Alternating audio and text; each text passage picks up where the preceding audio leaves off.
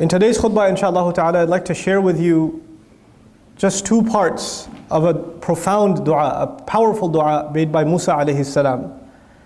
One of the things many of you probably know about Musa alayhi salam is that he's the most mentioned messenger of Allah in the Qur'an. Allah Azza wa Jal talks about him more than any other prophet by name. And Musa alayhi salam's, one of his stellar qualities in the Qur'an is that there are many, many du'as recorded from him in the Qur'an. And this is one of them. And this dua is particularly powerful. And it's on multiple parts, and hopefully through the course of this khutbah, I'd like to share with you some of the wisdoms captured inside at least some parts of this dua. But a little bit of background just to get ourselves introduced. Musa alayhi salam, his story is mentioned in so many places. In this particular ayah belongs to Surah Taha, the 20th surah. And in this surah, Allah Azza wa Jal begins the narrative when he left his family and he saw a fire up on top of a mountain in the middle of the night. And he told his family to wait and to go see this fire. And when he gets up there, of course, he discovers that Allah Azza wa Jal is the one that's called him to it.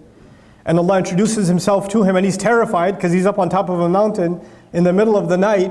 He doesn't know where he's even headed. He's hoping to get some guidance, لَعَلِّي آتِيكُم مِّنْهَا بِخَبَرٍ أو بقبس أو أجد على النار هدى. Maybe I'll go get some news there. Maybe I'll get some little fire there, and I'll get some directions there. That's why he goes up there. But all of a sudden, shockingly, he gets called. فَلَمَّا أَتَاهَا نُودِيَ يَا مُوسَى. When he got there, all of a sudden he was called Musa. Now you go somewhere you don't even know, you've never been there before, and somebody already knows your name and he's calling you. It's shocking. You get shaken up. So he's actually pretty shocked as he goes up there. And this beautiful conversation begins between him and Allah Azza wa Jal. This is actually one of the most beautiful places in the entire Qur'an. But that's not my khutbah today. I'm just giving you the introduction so we can get to this dua. Now in the course of that talk that Allah was giving him through the fire, Allah Azza wa Jal told him to throw his stick, his staff, al-asa. Alqiha ya Musa. Throw it, Musa. Musa alayhi salam throws it and it turns into a hayya, into a running snake. A poisonous snake in Old Arabic is also called a hayya. A snake whose fangs are out is also called a hayya. So it's running around, the snake is running around. And then he tells him, خُذْهَا وَلَا تَخَفْ. Grab the snake, grab it and don't be afraid. Now you tell me, as a normal human being, grabbing a snake and not being afraid, it's almost impossible. And yet Allah Azza wa Jal trained Musa alayhi salam to take this task on, to grab the snake and not be afraid. And at this point you notice Musa alayhi salam doesn't say, La astati' ya Rabbi. I can't do it, Ya Rabb. No dua to Allah to say, Ya Allah help me. He just does it. وَضْمُمْ يَدَكَ إِلَى جَنَاحِكَ تَخْرُجْ بَيْضَاءَ مِنْ غَيْرِ سُوءٍ. Ayatan ukhra. Put your hand in your pocket, in your sleeve, you take it out, it's going to be white. Another miracle I'm giving to you. لِنُرِيَكَ مِنْ آيَاتِنَا الْكُبْرَى. اذهب إلى فرعون إنه طغى. This is to show you from the greatest of my miracles, of our miracles. Go to Fir'aun. He's rebelled. Now so far Allah has asked him for a few things, some pretty shocking things. He's asked him to grab a snake. He's asked him to, his hand is changed in color entirely. I mean, your physical being, this is not just your clothes, it's part of yourself. When part of yourself completely changes, imagine someday you notice a big mole or a growth, or your skin color is totally changed. What would you do? You'd be in immediate shock. What's going on? Am I okay? I need to go see a doctor. I need to go to the hospital. Something's wrong. But Musa alayhi salam has no reaction. He's fine to all of this. But when Allah tells him, اذهب إلى فرعون إنه طغى. Go to Fir'aun. Go to Fir'aun. He's the one in fact that has rebelled. At this point Musa alayhi salam makes dua. This is what the first amr that Allah Azza wa Jal gave Musa alayhi salam. This is the first command Allah gave Musa alayhi salam, that he didn't just do it. He said, Ya Allah, before I do it, I need some help. And so now we're learning that when Allah tells us to do something, and it's hard. Sometimes we think things are hard, but if you have courage, Allah will let you do it. But you get to a point where you think, even I, with all my courage, this is even too hard for me. That is the time you turn to Allah and you don't say, Ya Allah, I can't do it. You ask Allah for what you need so you can do it. You ask Allah for what you need so you can do it. So let me repeat this point because it's of paramount importance. There are people who, when they come across the command of Allah, they come across something Allah expects them to do, their reaction is, Ya Allah, I can't do it. Ya Allah, la aqdir. فَأَنَا عَاجِز. I'm not capable. It's above my capability. There are other people that the dua here suggests, Ya Allah, I know I can't do it, but Ya Allah, give me what I need so I can do it. I'm going to try anyway, but I think I'm going to fail. I'm going to try anyway. But if you can help me, by your help I will succeed. So we don't start with I can't do it. Every time you get to a point where you say and I say I can't do it, we turn to Allah in dua. That's our iman. We turn to Allah and we ask Him for help, because actually the realization is we can't do anything on our own anyway. It is from the help of Allah. It is by the qudrah of Allah, by the kun from Allah, that everything comes to be. But we have to do our part at least.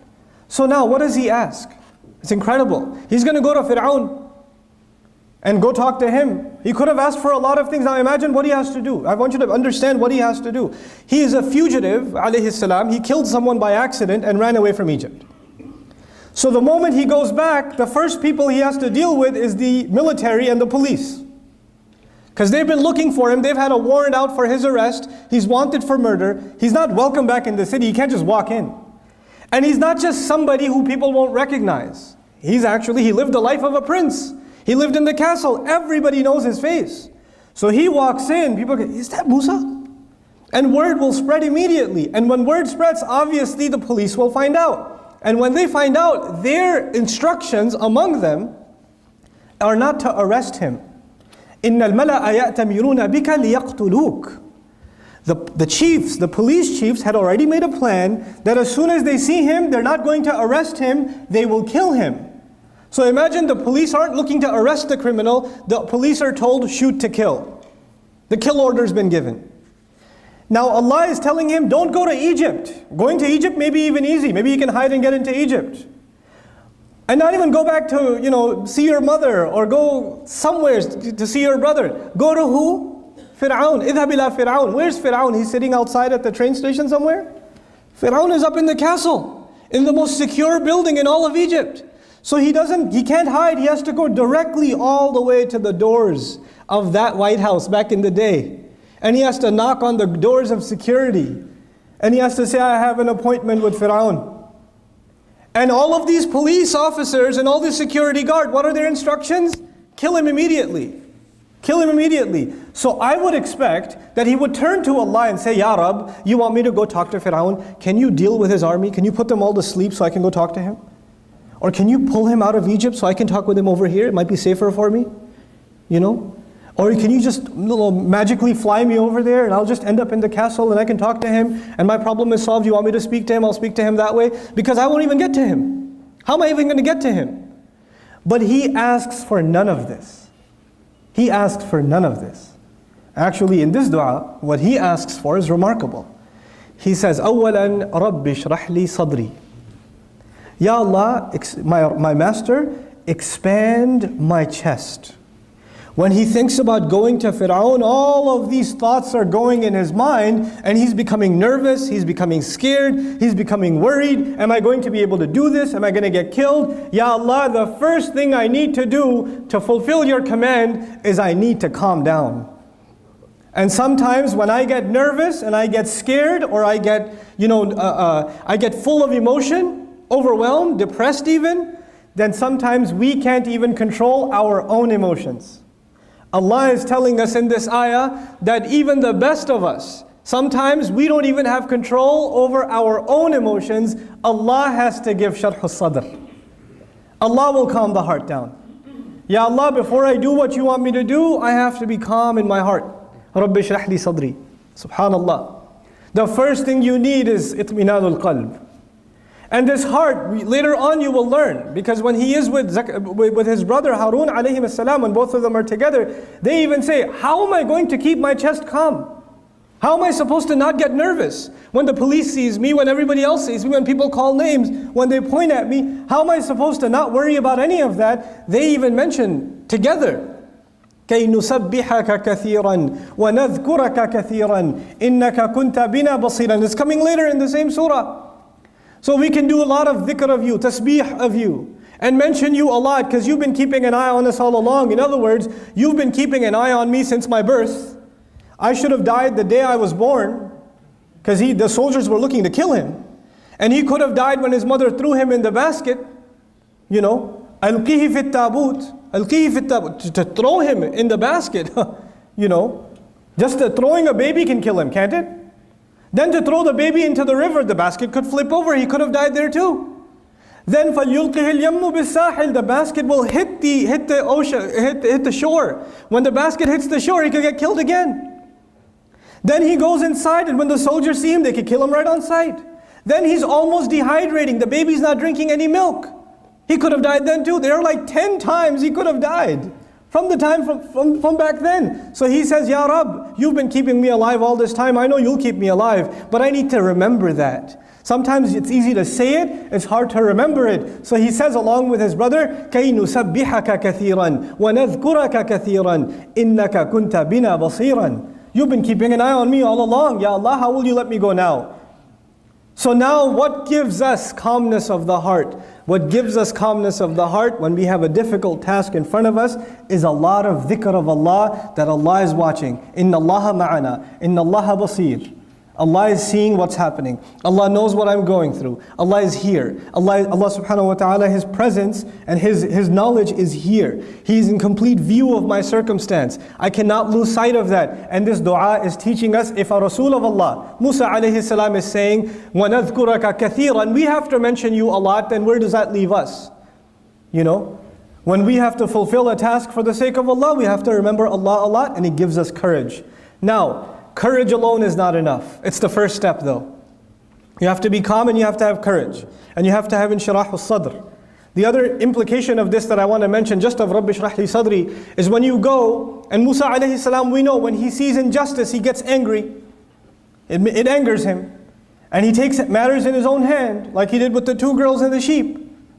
So when he sees Fir'aun, he's one of the worst criminals in all of human history. Obviously the kinds of things Fir'aun says would make anybody angry, not to mention Musa alayhi salam. When Fir'aun says, أَنَا رَبُّكُمُ الْأَعْلَى لَا حَوْلَ وَلَا قُوَّةَ إِلَّا بِاللَّهِ, he says, I am your highest master, I am the Rabb, you know. لَعَلِّي أَطَّلِعُ إِلَىٰ إِلَهِ Musa, he says things like, oh, let me make on my own tower, I'll go climb and talk to Musa's God myself. That's what he says in the Quran. When he says things like that, even it makes us angry. Can you imagine Musa alayhi salam? And by the way, when you get angry, you cannot do da'wah. When you get angry, you cannot do da'wah. So even though he's going to go before someone who will make him very angry, he needs to keep his chest calm. He needs to keep it expanded. He cannot get uncomfortable. So we're learning that the mission of Allah, of talking to those who have rebelled against Allah, has to be carried by people who know how to control their temper. And if they cannot control their temper, if they have an anger problem, then they have to turn to Allah and say, Rabbi shrah li sadri. My master, ease me, calm my chest. A lot of young people are excited about da'wah. They go to the university, they see their non-Muslim friend, and they see a Muslim brother who doesn't pray or whatever, and they start giving them da'wah, and this guy doesn't care about deen. And he starts saying some ridiculous things that make you angry. Well, the Quran, you know, it has some contradictions, or I don't know, I don't really believe in hadith, or whatever. They say some stupid things. And then you hear that, you go, what? It's kufr, man. And you get so angry at them. And that's the time to remember, Rabbi shrah li sadri. Rabbi shrah li sadri. If Musa alayhi salam has to speak with Fir'aun, وَقُولَا لَهُ قَوْلًا لَيِّنًا قَوْلًا لَيِّنًا لَعَلَّهُ يَتَذَكَّرَ وَيَخْشَى, then what does that leave you? The guy sitting next to you in the restaurant is not Fir'aun, buddy. Relax. Relax. Take it easy.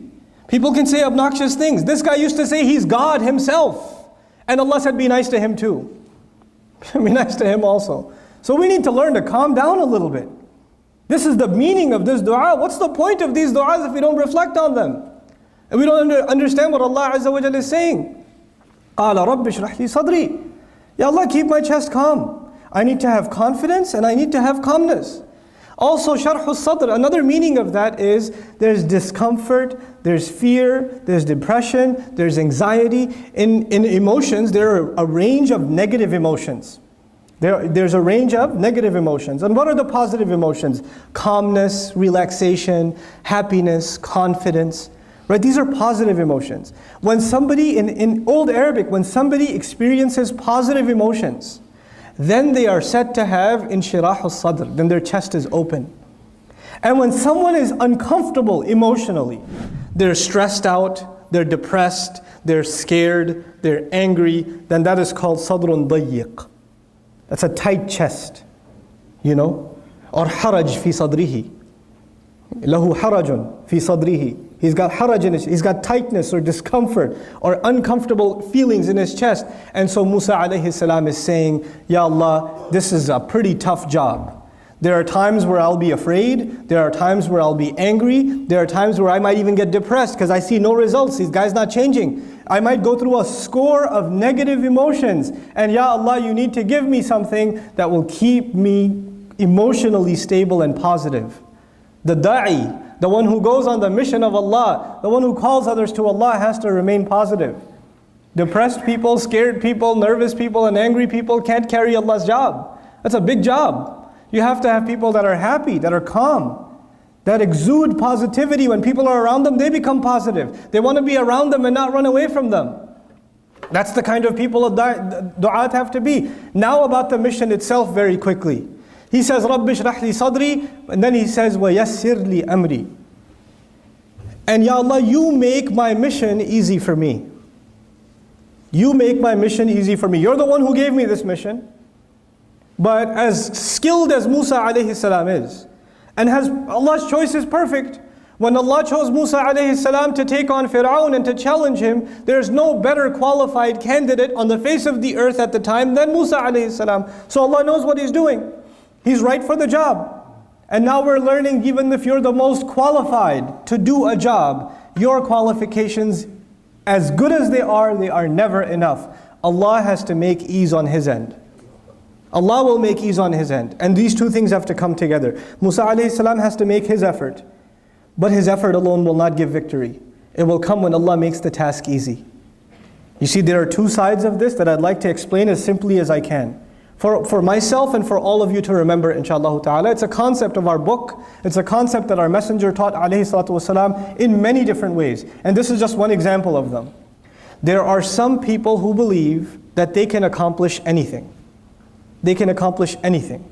And there are, positivity seminars and self-help programs and motivational programs and entrepreneurial programs. And these gurus charge thousands of dollars to come to their program. And they say, you can do anything, man. You can make $1 million this year. And people are sitting there going, yes, I can. Yes, I can do that. You have to believe in yourself. And there are people like, yes, I can accomplish anything I want. And they're like, they walk out of there. Everybody walks out like Fir'aun.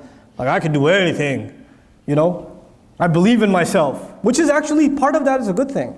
To believe in yourself is a good thing. It's not a bad thing.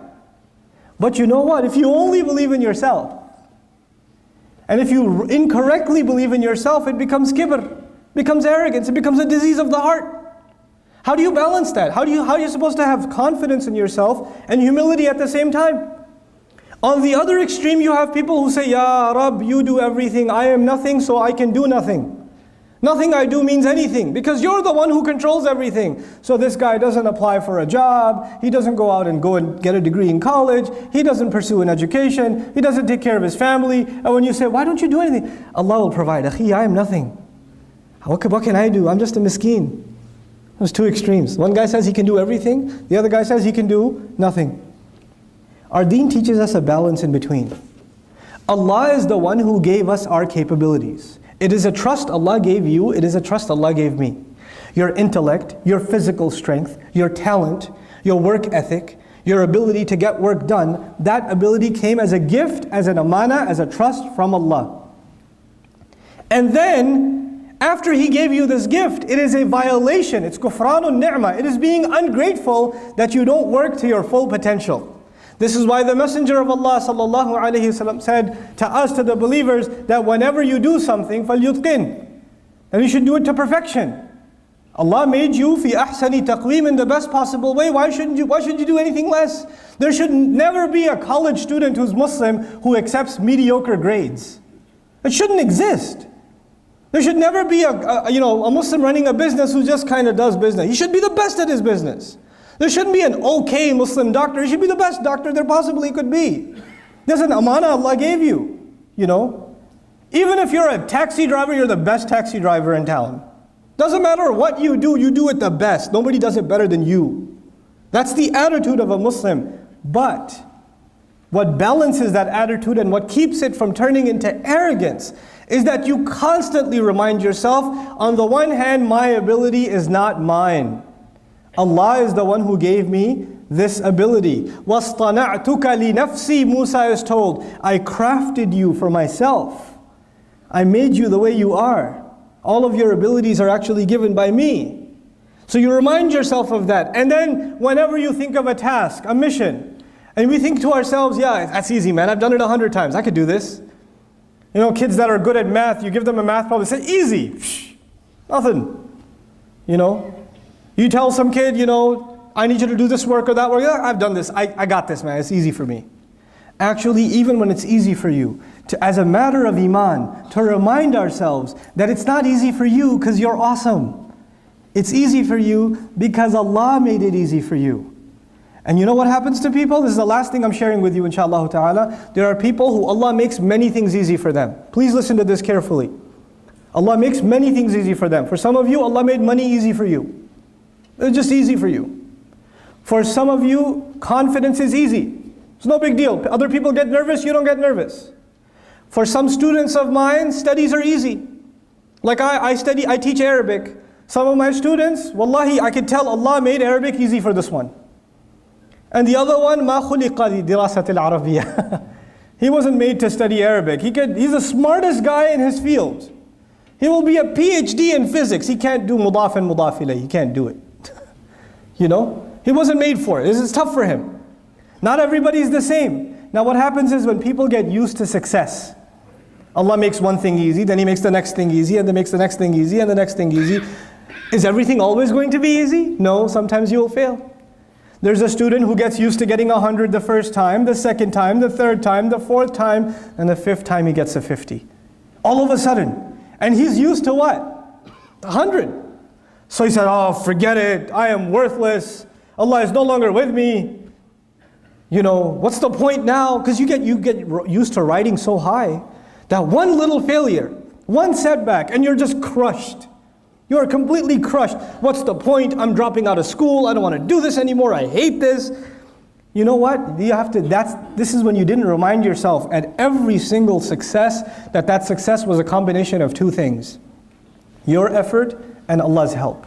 Every single 100 you got before wasn't because it was easy. You put effort and Allah gave His barakah. You put effort and Allah gave His barakah. And this time when it doesn't happen, two things could be wrong. Number one, maybe you didn't put enough effort. And when you don't put enough effort, Allah does not give His barakah. And maybe even if you put effort, Allah decided that He will not give you barakah, maybe that's better for you.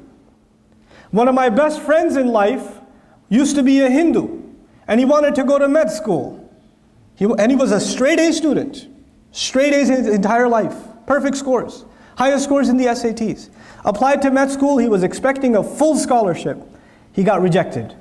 He was completely shattered. He ended up in a different university. He decided to do computer science instead. And he's still a Hindu. He's completely depressed. Except he met people in his new college, Muslims, who he started hanging out with, and within 2 years he took Shahada. And he looks back now, he goes, thank Allah I didn't make it to med school. When I failed med school, I thought it was the worst thing that ever happened to me. And now I look back at my life and I say, I failed med school, it is the best thing that ever happened to me. You know? His kids are memorizing Qur'an. Can you imagine? His kids are memorizing Qur'an. His father, when he became Muslim, they dragged him to, his father got so shocked, he took him to India to beat Hinduism back into him. And he ran away from them, came back. You know? Now his kids are memorizing Qur'an, subhanAllah. So sometimes we have to have trust in Allah. We get used to riding a high wave, and one little setback comes and we lose our trust in Allah. And then there are others who Allah gives you one difficulty, then He gives you another difficulty, then He gives you another difficulty, and He gives you another difficulty, and you start believing that I will never accomplish anything. My life is just difficult, man. Everything is hard for me. I keep getting fired. I keep failing my tests. I keep doing that. You get depressed. And even this one has to remember that success in this world, everything that happens is a combination of two things. I have to put in my effort, and Allah will make the task easy. I know I said last, but I have 1 minute left. Might as well use it for something. I'll share this last thing with you. There are two parts of this dua so far. It's not even the whole dua. I just wanted to share these two statements with you. رَبِّ اشْرَحْ لِي صَدْرِي وَيَسِّرْ لِي أَمْرِي. There's a sir balaghi. There's a very beautiful eloquence to this statement. Allah is teaching us that if you have a calm heart, if you have a positive attitude, and you have tawakkul in Allah, and you put your work in, then Allah will make your mission easy. But if you start with the attitude, I know it's not going to work anyway, but I'll try. You already began with a defeated attitude, Allah will not make your task easy for you. You have to come with sharh al-sadr. You have to have an open chest, a positive attitude, belief that Allah will give you success in what you do. And if He doesn't give it to you, well, you're still saying Alhamdulillah, but you don't walk into an effort. You don't start a project. You don't start doing any work, and you begin with saying, I'm probably not going to succeed anyway, given my track record. You don't begin with that attitude. Then Allah will not make your job easy for you. So if we have that good heart before Allah Azza wa Jal, Allah will make our task easy for us, subhanahu wa ta'ala. With that, I pray that Allah Azza wa Jal gives us all the ability to take advantage of the wisdom of the great prophets of Allah alayhimu salatu wasalam that is captured in their du'as. They said such few words, but they taught us so much of how to better our lives as believers and how to live our life successfully for Allah's deen and also make the best of this dunya. May Allah Azza wa Jal make us find the balance between this deen and this dunya as He intends it, and may Allah put all of us to the service of His beautiful deen and this ummah. Barakallahu li wa lakum fil Qur'anil Hakim wa nafa'ani wa iyyakum bil ayati wa dhikril hakim.